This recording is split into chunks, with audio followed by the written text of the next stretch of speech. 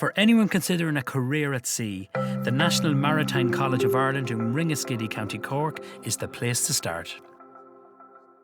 NMCI opened in about 2004. It is where we do all of the training for Ireland's maritime professionals. We would have about 2,500 seafarers a year come here from all over the world. The idea with this facility is that anything you're ever likely to have to do as part of your job at sea, and indeed, any situations you might encounter, we can either simulate here or we can carry out in a controlled, safe environment. So as well as professionals, you take students from schools too? Yeah, we do. We would take somewhere between about 80 and 100 school leavers each year. They pursue three programmes here: marine engineering, marine electrotechnology and nautical science. It's a 3.5-year undergraduate degree programme, the three programmes, and it's a real mix of both academic but also very hands-on practical learning. All of our students would spend a year of that 3.5 years actually working on real serving merchant ships. We've always had professional seafarers from Ireland who are highly respected internationally, and that continues through this facility today. Very good. Can't wait to see it. Yeah, would you like to come in and have a look? Absolutely. Grant.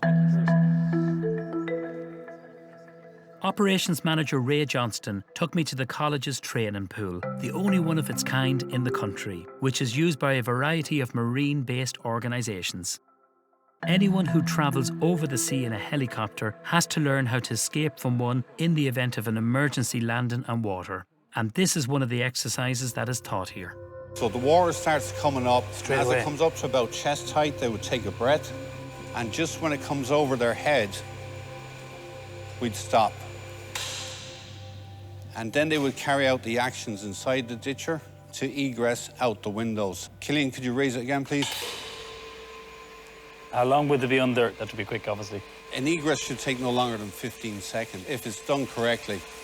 With the HUET, it's progressive steps. That first exercise, the water just came in over their heads and they released the buckles and out they came. The next exercise, then we'd put a window in place. However, those windows do have a mechanism that they can actually jettison them in an emergency. This is the capsize scenario that we're going to show you next. We get them into the brace position because they would have to brace for impact. Once the impact's over, they come out of the brace position. Then they would have to push out the window, pick up a reference point, which would be the window frame. Their hand stays on that reference point so they know where they're going. Other hand will be on their buckle. They take a deep breath. The brake comes off. They remain in that position. Remember, their hand is by the window. If they're still seated and upside down, they release their buckle and pull themselves out. They just follow their hand and out they come. This is where they move into the realm of sea survival. Straight away when they get out, they inflate their life jacket. That will keep them on the surface and keep their airway clear of the water. They must locate each other, and we teach them how to swim with a life jacket, because traditionally you cannot swim on your front with a life jacket because it's going to flip you on your back. So all the swimming has to be done on their backs. And what about weather conditions? Malcolm, can you put on the waves? This is where the fun begins now, is it right? This is where the fun begins. The wave that's generated here actually forms like a pyramid. We've had channel swimmers in here that tried to swim a length of the pool, and they got about 3/4 of the way up the pool before we had to pull them out. It's quite a confused sea. When you're in there, you just want your life jacket, and really hammers home the importance of inflating your life jacket and wearing a life jacket. So we normally get them to swim a lap like that. They've built up their confidence, and then we throw on the Malcolm, the rain, yeah.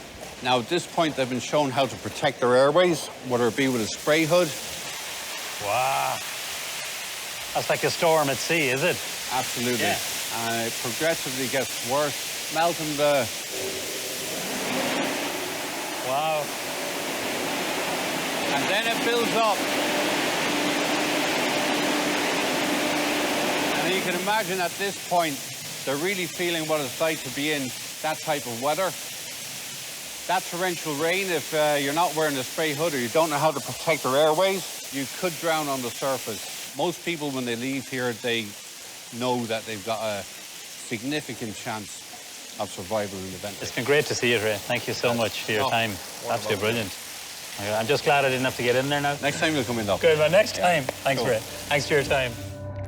I know people who have done this exercise. They say it's frightening, but it's an essential thing to learn if you're flying in a helicopter over the sea. Next up is a visit to the ship's bridge simulator. Hello, Melissa. Hi, Neven. Nice to meet you. And you too. Welcome to the NMCI. This is our 360-degree simulator. 17 we have in the college here. This is the biggest and most impressive one. And we can interact with other bridges. We're just heading out of Cork here. This is Roach's Point to port. And we've got a few navigational buoys, and obviously you can see a few targets ahead. Targets? Targets, yeah. We call them targets at sea, but vessels, yeah.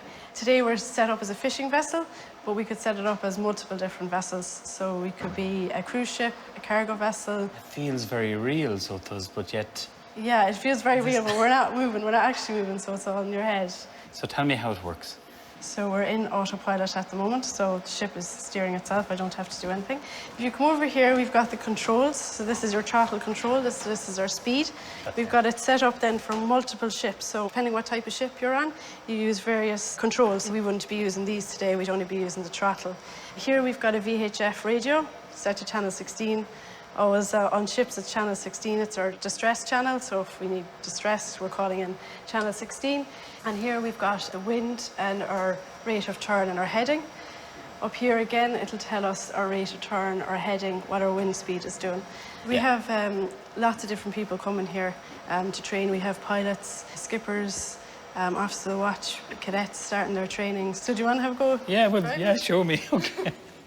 You won't throw me out of a hit now. Okay. Hopefully you won't hit anything now. Oh, okay. We're nearly out of the harbour, so all the dangers are nearly out of the way. Bar our ships at anchor, so you want to avoid them. It's in auto at the moment, so you can still steer in auto here if you want to change the course by just clicking it over. Say 184, you press enter, and it'll steer you 184. So you can pre-program it beforehand? Yeah, so that's your autopilot. Okay. And then we have our manual, so then when you're going to be in charge. So will I put it into manual? Yeah. So at the moment you're steering 185. So will I go over So you want left? to go to port now, yeah. Port, okay. Yeah, so you want to go about 10 because we want to clear this turn of the ship. Not hit that. Okay, I'm at 13. Is that too much? Yeah. That's a bit sudden. So yeah, you're... Yeah, I'm getting a bit excited here now. Yeah, just a small bit, yeah. Yeah. You need to go to starboard now because we want to keep away from the land. Okay. And the other boat there. And away, you can feel it getting a little bit more choppy. The rain's on and the storm is on. What's important as well is at sea, you look behind you as well. So this is a 360-degree simulator. God. So we want to make sure there's nothing going to hit us behind us. So we have all these projectors around us as well. You really do have to concentrate. Like it's, you do, yeah. There's a lot going on. On a ship, you'd be referred to as a helmsman. Helmsman? Yeah, so you'd be doing the steering and the captain would be doing the orders. So we're getting thunder and lightning now. Yeah, so she'll come around very fast because she's only a small vessel. Okay. Slowly take off the rudder because she'll fly away to port. Okay. How am I doing? Yeah, you're doing okay, yeah. Yeah. So what kind of a storm is this out? I'd say this is the first 9 now at the moment, yeah. Doesn't it just make you realise how dangerous the sea is for fishermen? Yes. Weather dependent, you know, like it's so real life watching this. Yes. What the waves. So we can put any area of the world. We can portray that. Really? Yeah, into any harbour. Yeah, into any harbour, any ship.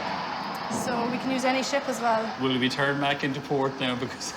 We can do, yeah. I'm back now. Point is just there to I see it there. Yeah. And you want to go in between the two buoys. So you see the red buoy and the green buoy. There are markers, so we want to go between the two of them. So we just have a helicopter just ahead of us as well that you can see there. We throw a lot of different scenarios at crews that are more experienced.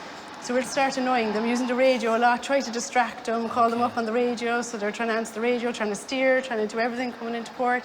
Then we might put a fire on, so then they're going to have to try and communicate to get people up to fight the fire. Then that team is communicating with them, the Coast Guard's communicating with them, we have helicopters on the way, so lots of different things you can do. It's kind of so surreal, you know, that we're actually not moving, but in your mind, you're actually... Yeah. Thank you so much. No problem. I'll get you in safely now.